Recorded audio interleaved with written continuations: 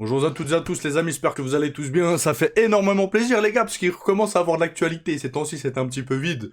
Voilà, c'était plat, etc. Et là il recommence à avoir des bonnes actus, etc. Donc je suis content, je pense que vous aussi vous allez être. Donc là vous allez voir qu'il y a de très très bonnes actus les amis. On va parler de Saladin Paranas. Il a été interrogé pour savoir selon lui c'était qui le meilleur combattant de MMA de l'histoire. Donc vous allez voir que je pense qu'il y en a plein, ils vont être choqués. Vous allez être choqués pour beaucoup, les gars. Il y en a, ils vont avoir le seum, ils vont avoir la rage. On va parler de ça, on va parler d'Alex Pereira, les gars. Il y a des grosses nouvelles le concernant. Grosses nouvelles le concernant. On va parler de Khamzat Chimaev. On va parler de Nassourdine Imavov. Bref, on va faire le tour de l'actu, les gars. Mais restez branchés parce qu'il y a pas mal d'actu.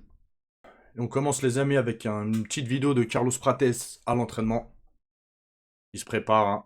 Je suis obligé de couper le son, il y a de la musique copyrightée.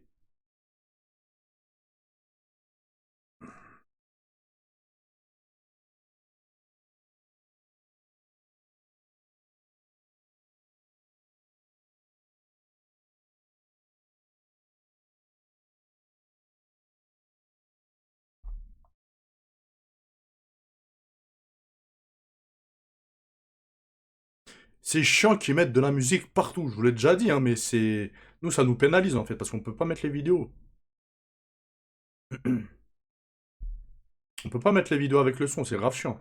On continue, les amis, avec Nassourdine. Est-ce qu'il tease un combat pour le titre? Parce qu'il a mis sur... je sais pas si c'est sur Insta ou Twitter. Voilà, je sais pas.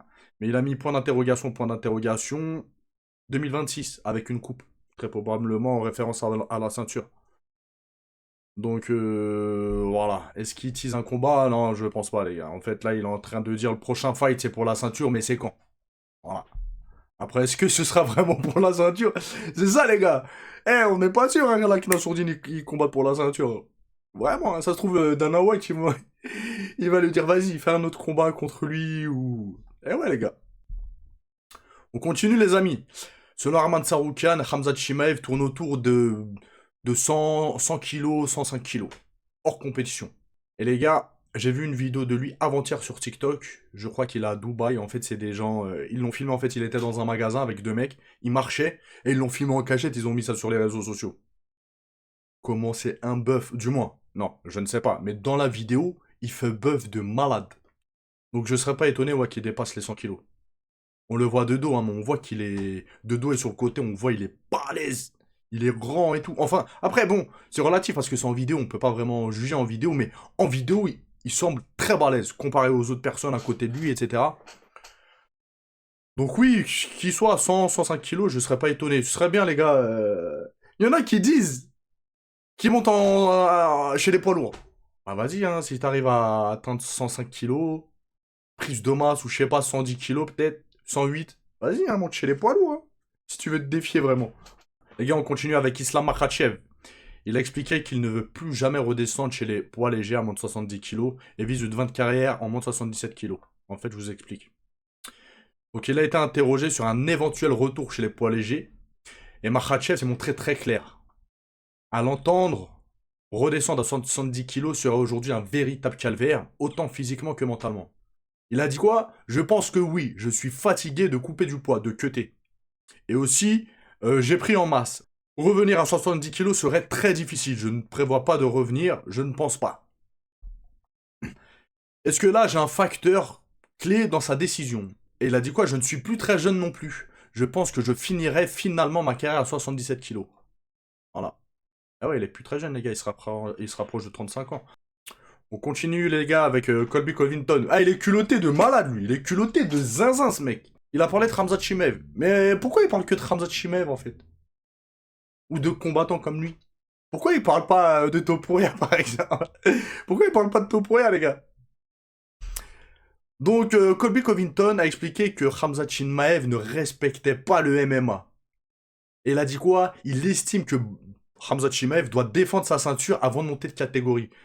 Mais pourquoi vous l'ouvrez tout le temps? Pourquoi vous l'ouvrez tout le temps? C'est quoi cette hypocrisie? Si ce que tu dis c'est bon pour Khamzat Chimaev, c'est bon pour d'autres, comme Topuria par exemple. Donc il a dit quoi? Khamzat Chimaev tourne le sport en ridicule. Colby Covington n'hésite pas à critiquer Khamzat Chimaev.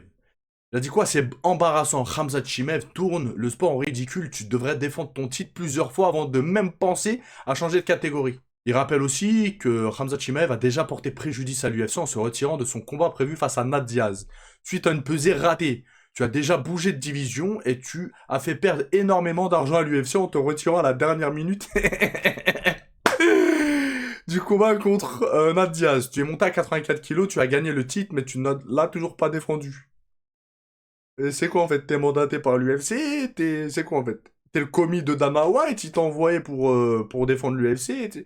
Les gars, je comprends pas en fait. Il est retourné 10 ans en arrière pour parler de la pesée ratée avec Nat Diaz. Ok, vas-y. Les critiques qu'il dit, il a raison. Hein. Ce qu'il dit, il a raison concernant Khamzat Chimaev. Moi, je suis le premier à vous l'avoir dit, les gars. D'accord? Normalement, quand tu deviens champion d'une catégorie, tu dois défendre ta ceinture. 3 défenses de titre, ce serait bien. 3 défenses de titre, après, si tu veux monter de catégorie, tu peux. Voilà. Mais le truc, moi, ce que je comprends pas, c'est pourquoi cette vitesse à 2 roues, je sais pas comment on dit, vous avez capté, cette vitesse à 2 sens. Pourquoi tu parles que de Khamzat Chimaev et Topuria, alors? On va prendre l'exemple de Topuria. Topuria, c'est pire! Parce qu'il prétend... Je vous le dis, hein, pour moi, Topuria, c'est un faux champion, sa deuxième ceinture, non. Je lui valide pas. Voilà. Moi, une patte de MMA, je valide pas sans ceinture. Et je suis pas le seul. Sa seconde ceinture est invalide. C'est du fake. La ceinture intérimaire, limite, elle a plus de valeur que la ceinture de Topuria, en fait. Sa seconde belt. Il a affronté le quatrième de la division, les gars, pour l'avoir. Oh. Et maintenant, il vient, avec ses 2 ceintures, il se la raconte et il dit quoi? Je vais monter en 77 kilos à avoir une troisième ceinture. Et c'est...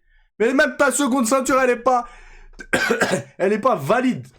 T'as même pas fait une défense de titre de ta fausse ceinture et tu es monté chez le 77 kilos. Mais là, Colby Covington, on l'entend pas. C'est pour ça, les gars. Les critiques qu'il dit par rapport à Khamzat Chimaev, encore une fois, moi je suis dans la raison. Khamzat Chimaev, ce serait bien qu'il défende sa ceinture 3 fois chez les 84 kilos et après qu'il monte.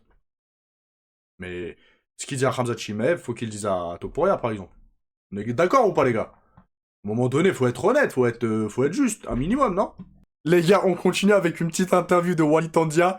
Ça me fait encore rire parce que je sais pas s'il est premier degré ou s'il le pense vraiment. Donc il a été interviewé, on lui a dit plein de fighters de sa catégorie, 77 kilos, et ce qu'il pense qu'il pourrait les taper. Donc on l'écoute, les gars. Tombé l'ancien, je l'ai dit, hein, il lui reste pas beaucoup de temps. Je gagne mon style, stylistiquement parlant. Il a pas d'arme pour contrer mon style. Patrick Abubora, je gagne aussi. C'est un bon combattant, mais je gagne aussi. Kevin Jousset, ouais, j'ai même pas regardé beaucoup de combats à lui, mais il est beaucoup ouvert. Du coup, je pense le finir très rapidement. Abdullah Gimov, c'est un bon morceau au sol. Du coup, je pense que je vais jouer plus ma carte debout et ça sera beaucoup de distance. Et je pense en striking aussi, pareil, je gagne ou sinon c'est par décision unanime. Mathieu Chaumont, comme je l'ai dit tout à l'heure, je pense qu'au deuxième, troisième round, je l'ai fini. Jordan Zebo, je pense que c'est quelqu'un que je finis. Mais il sait qu'entre nous deux, c'est qui le Ronald le plus solide. Abonnez-vous à Milo Sport. Walid Tandia, c'est un mal. Il les fume tous, il les tape tous, les gars. Quand j'ai vu ça, ouais, on voit dans les commentaires premier degré, etc. Machin. Je sais pas s'il est vraiment premier degré ou si c'est de la dérision, parce que là, il tape tout le monde. Les gars, sinon, c'est par décision les plus chauds, je pense, hein, à l'heure actuelle, c'est le plus chaud de la catégorie. Aussi pareil, je gagne aussi. Ah, c'est le plus chaud, je pense, c'est Abdul, les gars. Abdul. Après, contre Cédric Doumbé, contre tous, en fait, ce serait compliqué, sauf peut-être Kevin Jousset, voilà. Kevin Jousset et Mathieu Chaumont. Voilà. Et pour tout le reste, je pense que ce serait quand même compliqué. Hein. Voilà. Après, tout est possible dans le MMA. Surtout que Walid Tandia, etc., il a des qualités physiques. Il est très grand en taille, etc. Donc ça peut être un avantage, bien évidemment, s'il arrive à exploiter sa taille comme il faut, etc. Mais contre Cédric Doumbé, les gars, ce serait très difficile. Contre Baki, bah, je sais pas, voilà. Il y a quelques temps, je vous disais, Baki était au-dessus de Walid Tandia. Aujourd'hui, je ne sais pas. Patrick Abirora, ah, je pense qu'il l'éteint Walid Tandia, les gars. Je pense qu'il l'éteint. Là, dans la catégorie des 77 kilos en France, Patrick Abirora, les gars, c'est l'un des meilleurs. Hein. Kevin Jousset, je pense qu'il se fait éteindre. Et Abdul, les gars, c'est un morceau. Voilà. Donc, je sais pas ce que vous en pensez. Et il y a Jordan Zebo aussi. Jordan Zebo, les gars, c'est un petit peu le Dricus du Plessis français, les gars. Il est où? Je sais pas où il est. Ah, il est là. Un petit peu le Dreykus du Plessis français. C'est-à-dire faut se méfier. Même s'il perd un combat, il peut... Voilà. C'est un mec très dangereux. D'accord. Donc, contre Jordan Zebo... Ouais, je pense que Jordan Zebo, quand même, est sur le papier devant. Je sais pas ce que vous en pensez. N'hésitez pas à me le dire en commentaire, les gars. Après, vous lui dire, les gars, je dis pas qu'il est nul, hein, mais ça fait qu'un an qu'il est chez les pros, les gars. D'accord. Qu'un an, il y a des... Enfin, ils sont tous plus expérimentés que lui. Voilà. Dans 3 à 4 ans, on verra bien. Peut-être il les tapera tous. Mais pour l'instant, je ne pense pas. On continue, les amis, avec une polémique qu'il y a eu chez Mandal. Passage, hein, moi je suis contre tout paris sportif. Voilà. Donc je parle d'eux très brièvement. J'utilise une partie de leurs vidéos, etc. Mais je vous invite à ne jamais jouer au paris sportif. Voilà. Ne faites pas ça, les gars. Celui qui gagne, c'est celui qui ne joue pas. Il y en a eu combien? Ils ont eu des vies brisées à cause des jeux d'argent, etc. En fait, vous allez vous dire quoi? Ouais, je commence petit à petit. Mais le cercle vicieux, c'est si vous gagnez, en fait.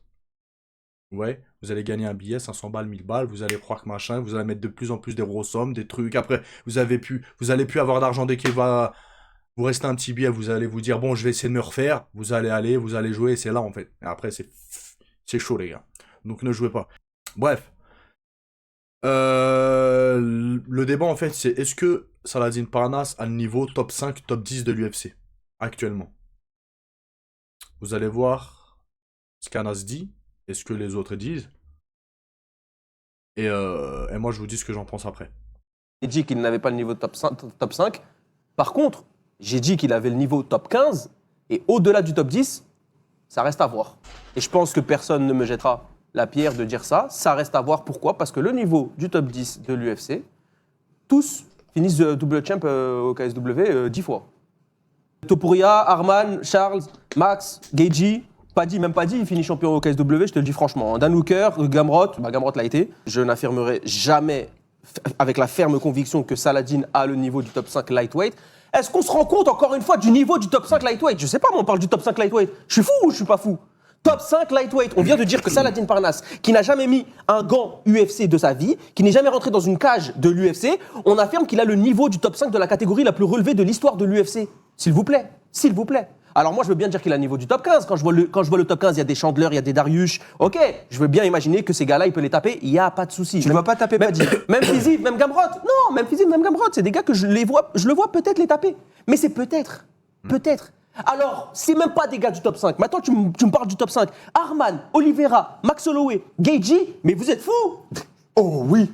Comment vous Alors, voyez, attends. avec la fermeté, la ferme conviction, dire je vois Saladin battre un de ces gars? Est-ce que Salah il bat Ribovic? Est-ce que Salah il bat Roybal qui redescend en 70? Est-ce que Salah il bat ces gars-là? Peut-être. On n'en Mais sait est-ce rien. qu'on est sûr? Donc là, les gars, déjà, c'est que polémique, personne ne peut savoir. Même Saladin Parnasse, il peut pas savoir. Personne ne peut savoir parce que c'est l'invisible, c'est quelque chose qui ne s'est pas fait, etc. Pour être sûr, faut qu'on vive le moment. Voilà. Donc tout ça, ça reste que polémique. Mais sur le papier, je peux me tromper, hein, mais sur le papier, Saladin Parnasse ne rentre pas dans le top 5 de l'UFC. Même contre Paddy Pimblett, les gars. C'est ce que je pense. Après, dans le top 10, oui. Probablement, il pourrait. Top 5, non. Voilà. Et ceux qui disent, ouais, il rentre dans le top 5, c'est soit ils veulent pas se mettre Saladin Parnasse à dos, soit ils font l'opposition contrôlée, voilà, pour qu'il y ait du débat. Il y en a qui disent oui, il y en a qui disent non, comme ça crée un débat et ça fait des vues, etc. Machin, vous connaissez maintenant de toute façon comment ça marche les réseaux sociaux. Mais est-ce qu'ils sont sincères en disant, ouais, je pense que Saladin Parnasse, et c'est pas ça, il dit qu'il affirme. Certains affirment que Saladin Parnasse dans le top 5, il pourrait faire quelque chose. Déjà, comment vous pouvez affirmer quelque chose qui n'existe pas et qui ne s'est pas passé? Tu peux pas affirmer déjà. Déjà, par rapport à ça, tu peux pas. Personne peut savoir. Et après, les gars, Saladin Parnasse, techniquement... en fait, techniquement, il est très fort, Saladin Parnasse. Il est très explosif, très rapide, etc. Mais je pense qu'il manque un petit peu de puissance. Après, j'ai l'impression qu'il manque de puissance, de force. Et dans le top 5, les gars, on voit que ouais, ils sont costauds. Hein. Paddy Pimblett, Gage, Arman Tsarukyan, bon, il est petit en taille, mais il est très balèze. Ouais, franchement, les gars, je sais pas. Top 10, ouais. Pourquoi pas? Top 15, wow. Je pense que, les gars, voilà. Top 10, pourquoi pas? Top 5, après, ça se pourrait, hein, mais je pense que ce serait très difficile. C'est hyper intéressant, les gars, dites-moi ce que vous en pensez. Et de toute façon, Saladin Parnasse, il a expliqué, là, je vous ai pas... Je voulais regarder, en fait, l'interview avec vous, mais je l'ai pas fait. Mais il a expliqué que financièrement, il est à l'aise maintenant. Peut-être que, je ne sais pas, il s'est acheté une maison au bled, maison en France, belle voiture, il a de l'argent de côté, etc., etc. Donc il a dit, pourquoi pas aller à l'UFC dans les prochains mois, prochaines années. Alors, il reste quand même jeune, entre guillemets, on va dire. Donc s'il va à l'UFC, on verra, les gars. Parce qu'on a vu des gros champions d'autres catégories arriver à l'UFC. À l'UFC, on se rend vite compte que voilà, le niveau est compliqué. Donc oui, pour qu'on soit tous d'accord, Saladin Parnasse le premier, c'est qu'il aille à l'UFC. Tout le reste, c'est que spéculation, que blabla. On continue les gars avec une info. Attendez. Est-ce que... les gars, je viens de m'en rendre compte. Est-ce que vous préférez comme ça, quand c'est grand comme ça? Dites-le moi s'il vous plaît, parce que c'est vous qui regardez. Moi je m'en fous, c'est vous qui regardez. Vous préférez quand c'est comme ça? Ou quand c'est comme ça? Comme ça, en gros comme ça. Ou un petit peu plus grand. Dites-le moi les gars, d'accord? Donc les amis, comme je vous ai dit, info de dernière minute, à prendre avec des pincettes. Et comme je vous ai déjà dit, les infos commencent très souvent par des rumeurs, voilà. Il peut y avoir des fuites et des trucs, machin, l'autre il a parlé, machin, etc., etc. Donc faut pas tout rejeter, mais faut pas tout prendre avec certitude, voilà. C'est une rumeur qui tourne, je vous ai déjà rapporté des choses une semaine, 10 jours avant que ce soit officialisé, d'accord? Donc là j'ai vu ça, est-ce que l'info sera bonne ou pas, on verra. Je vous la partage, encore une fois, à prendre avec des pincettes. Donc Alex Pereira a informé l'UFC de son intention de laisser vacant son titre pour passer chez les poids lourds. La décision est prise, une annonce officielle suivra avant la fin du mois. C'est un journaliste, celui qui a mis le tweet. Est-ce qu'il est au courant? Est-ce qu'il a des infos pour prendre la parole et dire ça? En tout cas, les gars, pour fuir Khamzat Chimaev, je pense que Alex Pereira est capable de fuir chez les lourds. Parce qu'il a chaud de Khamzat Chimaev, les gars. Il a chaud de Khamzat Chimaev. Dricus Duplessis, Alex Pereira avait pris la parole, il voulait affronter Dricus Duplessis quand il était champion. Redescendre en fait. Pour affronter Dricus Duplessis, il voulait affronter l'autre, il voulait affronter l'autre. Khamzat Chimaev, il lui a dit viens on se tape à la Maison Blanche. Silence radio de la part d'Alex Pereira, les gars. Silence radio. Pourquoi il ne parle pas? Pourquoi il ne parle pas? Ce serait l'un des plus gros fights de l'UFC. C'est simple. C'est simple. Khamzat Chimaev, Alex Pereira, à l'UFC de la Maison Blanche, ce serait le main event. Il n'y aurait pas plus gros combat que celui-là. Je ne pense pas qu'il y aurait un plus gros combat que celui-là. Peut-être Francis Ngannou, John Jones. Peut-être. Mais ça se jouerait. Peut-être Islam Makhachev, Ilia Topuria aussi. Peut-être. Mais ce serait, en fait, voilà, ce serait dans le top 3 des plus gros fights. Donc Chi, et en plus de ça, battre Khamzat Chimaev, les gars, ce serait, voilà, il est fort, ok? Il est fort. On l'a vu là il y a quelques semaines, il disait Alex Pereira, il a fait la fuite en avant. Vas-y Khamzat Chimaev, t'as pas mon niveau. Il l'a pris de haut, t'as pas mon niveau, t'es un petit, t'as rien prouvé à l'UFC. Si tu veux, viens, on s'affronte en grappling. Et il y a des mecs en commentaire, il y a un mec qui m'a dit quoi? Il m'a laissé un commentaire très pertinent. Il m'a dit quoi? Peut-être qu'Alex Pereira et son équipe, ils veulent tester Khamzat Chimaev en grappling, voir, avoir les sensations, pour voir comment il se débrouille, etc. Et s'il s'en sort pas trop mal, Alex Pereira, eh ben accepter un combat de MMA. Et je me suis dit, ah ouais, lui, il est malin. Peut-être là, tu vas regarder la vidéo. Franchement, t'as une bonne analyse. Ça pourrait être le cas. Mais pourquoi? De toute ta carrière, t'as défié personne en grappling. Là, pourquoi tu défies Khamzat Chimaev qui te call-out en MMA? Ça n'a absolument aucun sens. Donc là, il n'y a plus de nouvelles. On l'a vu là, Khamzat Chimaev il y a quelques jours, il lui a dit viens à l'UFC de la Maison Blanche et tout, machin, nanana. Silence radio. Silence radio. Pourquoi il l'affronte pas? Parce qu'il fait dans sa culotte. Et ouais. Et venez pas me dire je sais pas quoi. C'est ce que je pense. J'ai le droit de le penser, d'accord? Et je suis pas le seul à le penser. Donc ça m'étonnerait pas qu'Alex Pereira veuille fuir chez les poids lourds. Pour esquiver Khamzat Chimaev. Mais ce qui serait mortel de malade, c'est que Khamzat Chimaev dise quoi? Parce que regardez, selon Tsaroukan, Khamzat Chimaev, là, il fait plus de 100 kilos à peu près. Donc il a le même gabarit, le même poids qu'Alex Pereira. C'est que Khamzat Chimaev, ils disent quoi à Alex Pereira? Tu montes chez les poids lourds? J'arrive.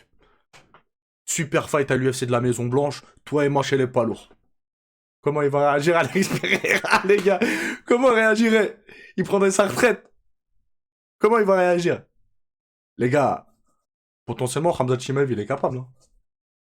Potentiellement, Khamzat Chimaev, il va coller à l'expérience comme une sangsue. Il va dire, tu montes chez les poids lourds, vas-y, je viens. UFC de la Maison Blanche. En tout cas, c'est un fight que je veux voir, les gars. Et on termine, les amis, avec Saladin Parnasse. Attendez, je change de truc. Saladin Parnasse tranche sur le débat du meilleur combattant de l'histoire du MMA.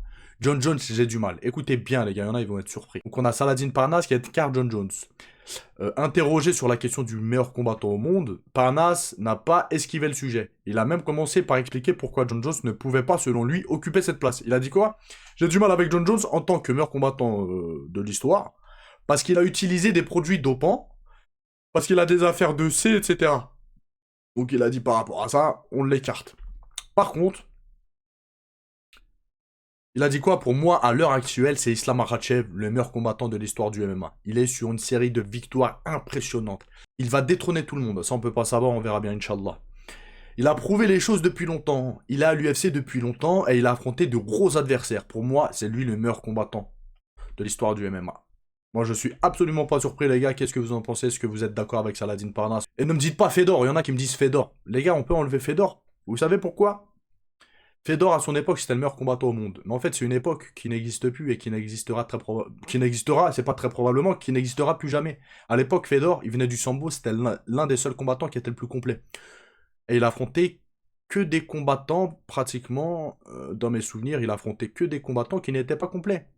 Soit il a affronté des purs lutteurs, soit il a affronté des purs strikers, etc. Donc oui, quand il a affronté un lutteur, bah il strikait, et quand il a affronté un striker, il luttait.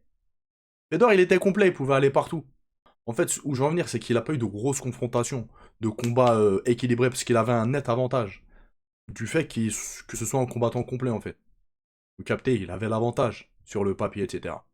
Après, je dis pas qu'il était mauvais, Fedor, les gars, ça a été l'un des meilleurs combattants au monde, ok? Mais non, je pense pas que c'est fait. Si vous dites Georges Saint-Pierre, ouais, pourquoi pas Georges Saint-Pierre. Georges Saint-Pierre, les gars, il était monstrueux, archi intelligent, archi tactique, archi technique. Il y en a ceux qui disent Georges Saint-Pierre, je dirais ouais, pourquoi pas. Pourquoi pas. À choisir entre Georges Saint-Pierre et Fedor, moi je mets Georges Saint-Pierre, les gars, d'accord? Mais est-ce que Georges Saint-Pierre a pas été dépassé par Islam Makhachev? C'est ça la question. Il y en a qui vont dire oui, il y en a qui vont dire non. Bref, n'hésitez pas à me le dire. Je vous laisse, je vous dis à la prochaine vidéo. Ou n'hésitez pas à booster, les gars. Likez, commentez. Ciao, ciao, la famille.